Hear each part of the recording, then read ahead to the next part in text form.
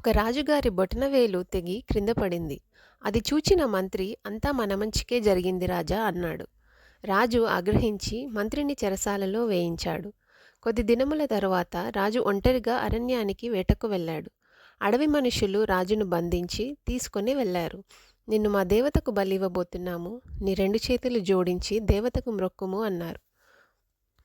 రాజు చేసేది లేక తన 2 చేతులు జోడించి దేవతకు మ్రొక్కాడు. వారిలో ఒకడు జోడించిన 2 చేతులను చూచి ఒక చేతికి బొటనవేలు లేకపోవుట గమనించాడు. అవయవలోపము గల వానిని దేవతకు బలివ్వకూడదని వారు తీర్మానించి రాజును విడిచిపెట్టారు. రాజు అత్యానందభరితులై బ్రతుకు జీవుడా అనుకుంటూ ఇంటి ముఖం పట్టాడు. కోటకు చేరిన రాజు మంత్రిని చెరసాల నుండి విడిపించారు. నీవన్నట్లుగానే నా బొటనవేలు తెగడం నా మంచికే జరిగింది. నేను ప్రాణంతో బయటపడ్డాను అన్నాడు రాజు. సంతోషంగా మంత్రిగారితో, ఈ కీడు నాకు మేలుగా మారింది. బాగానే ఉంది. మరి నిన్ను చెరసాలలో వేయించాను గదా, నీకెలా మేలు జరిగింది అన్నాడు రాజు మంత్రితో.